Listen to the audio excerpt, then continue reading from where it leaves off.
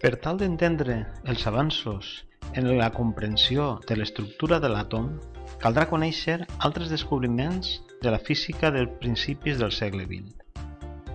Els nous coneixements aportaren llum sobre com podria ser l'estructura de l'àtom. Anem a dedicar un parell de vídeos a entendre aquests descobriments que acabaren en la formulació del model de Bohr i el model de Bohr-Sommerfeld. La radiació tèrmica. S'anomena radiació tèrmica a l'energia emesa per un cos en forma d'ones electromagnètiques en funció de la seva temperatura. Per exemple, els cossos calents emeten una radiació que és possible captar-la en cambres especialment dissenyades, cambres tèrmiques. Així tenim una imatge tèrmica on el cos humà emet radiació tèrmica per trobar-se a una temperatura d'aproximadament 36 graus. En les regions més fosques la temperatura és més baixa. Si augmentem la temperatura del cos, que en aquest cas, per tractar-se d'un ser viu, és d'aproximadament uns 37 graus, si augmentem, com hem dit, la temperatura del cos, la llum passa de ser infraroja, que no és visible, a ser visible en la regió del roig. Per exemple, la que tenim quan calfem un ferro calent. Esta llum que està emitint el ferro calent és radiació d'origen tèrmic, produïda per l'estat tèrmic del cos, per la seva temperatura. Si seguim augmentant la temperatura, com fem en un filament de tungstè en una làmpara d'incandescència, la llum és més blanca. Quines característiques presenta la radiació tèrmica? Un cos sòlid o líquid a qualsevol temperatura emet radiació de totes les longituds d'ona. És el que veiem en aquest gràfic. En l'eix d'ordenades es representa la densitat d'energia per a cada longitud d'ona en funció de la temperatura. Així hi ha representades 5 temperatures. Observeu que el gràfic a qualsevol longitud d'ona presenta emissió, amb una distribució d'energia que és màxima a una determinada longitud d'ona per a cada temperatura. Observeu també que el màxim d'emissió en cada una de les temperatures, el que anomenarem lambda màxim, disminueix a mesura que la temperatura augmenta, com es veu en aquest gràfic. Fixeu-vos que el lambda màxim per a la corba de 5.500 Kelvin el trobem en aquest punt, i per a la corba verda de 5.000 Kelvin, que és una temperatura menor, disminueix. És a dir, que té un comportament invers. Més temperatura, menys longitud d'ona màxima. El que sí que hi ha és un comportament regular en l'emissió de radiació tèrmica. I és que presenta un màxim d'emissió que és funció de la temperatura. I és el que determina, diguem-ne, el color en el que es veu eixe cos.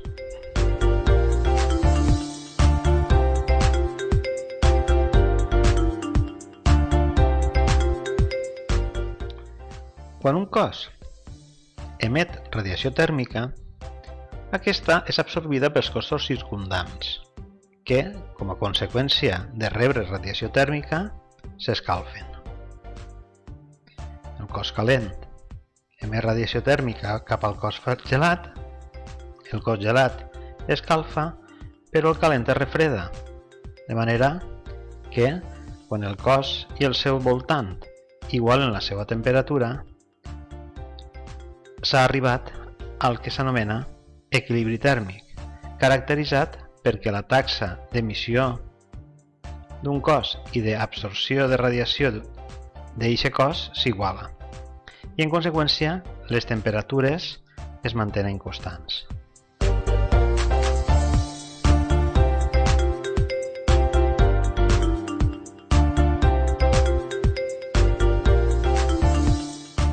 La potència radiada per un cos, qualsevol, depèn del material i la seva forma.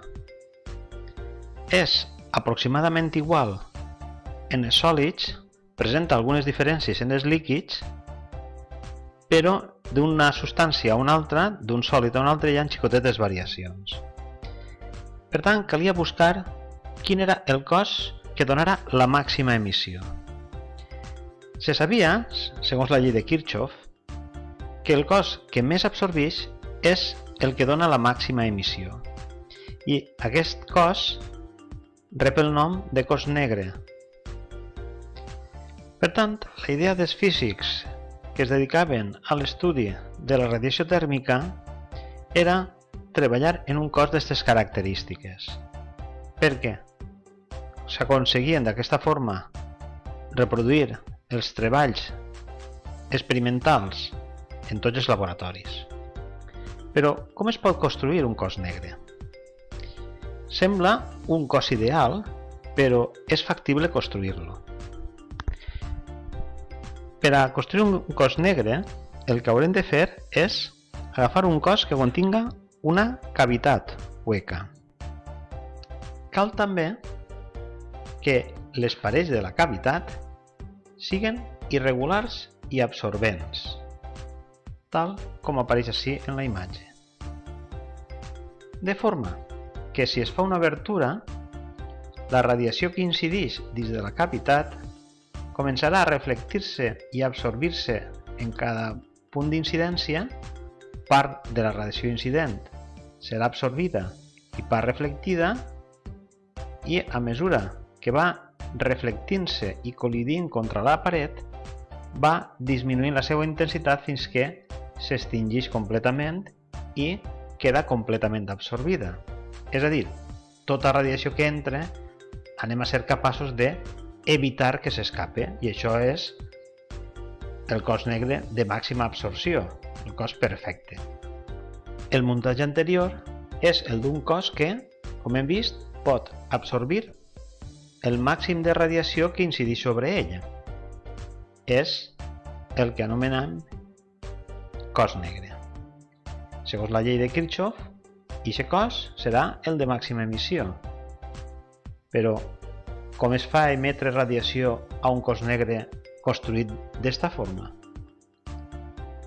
Per obtenir la radiació del cos negre, cal que, en primer lloc, escalfen les parets d'un cos negre fins a una certa temperatura T.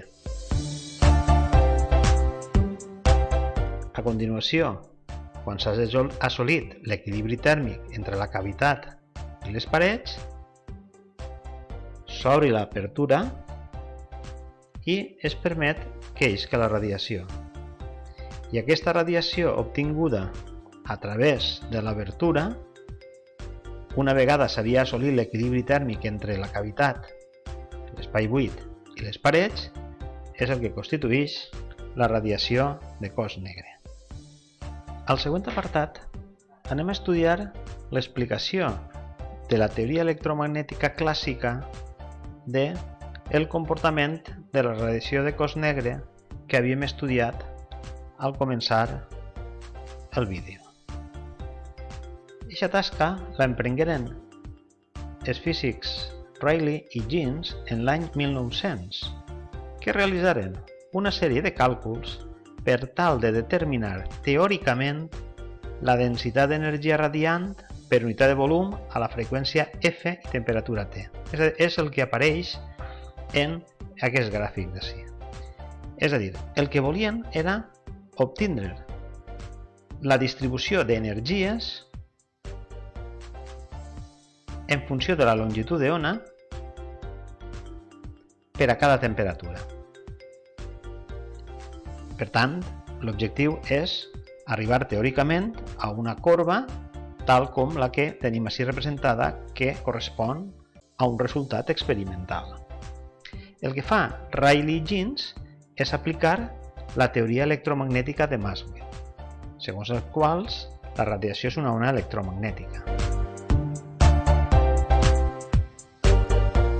En el càlcul han de suposar que els electrons de les parets vibren i, per tant, acceleren i, en conseqüència, emeten radiació cap a l'interior.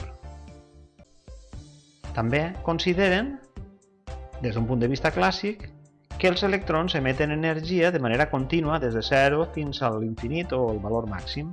És a dir, poden emetre qualsevol quantitat d'energia sempre que siguin capaços o la disposen. Per últim, l'energia de les ones emeses pels electrons de la paret és proporcional a la densitat de radiació emesa a través del foraet que hem practicat en el cos negre. Perquè com més energia hi hagi així, més radiació eixirà de forma proporcional per l'orifici. Anem a veure els resultats obtesos del càlcul teòric i comparar-los amb el resultat experimental que havíem mostrat a l'inici del vídeo. Els resultats obtesos mostren que la teoria clàssica, representada així per la corba en negre, és a dir, la corba teòrica que calculen Rayleigh Jeans utilitzant la teoria electromagnètica, i els resultats experimentals representats per aquestes corbes no coincideixen. Per exemple, la corba representada en color blau correspon a 5.000 Kelvin.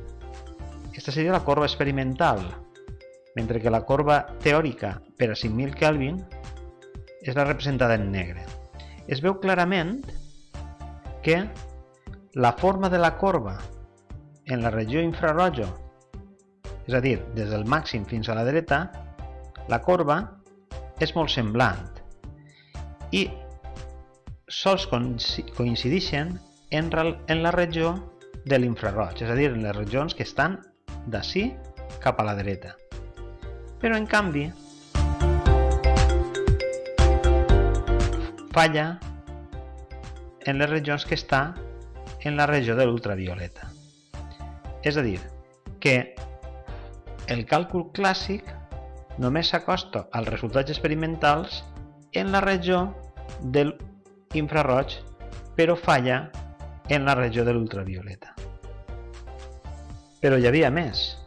Segons aquests resultats, hauria el cos negre emetre una energia infinita i això no és possible.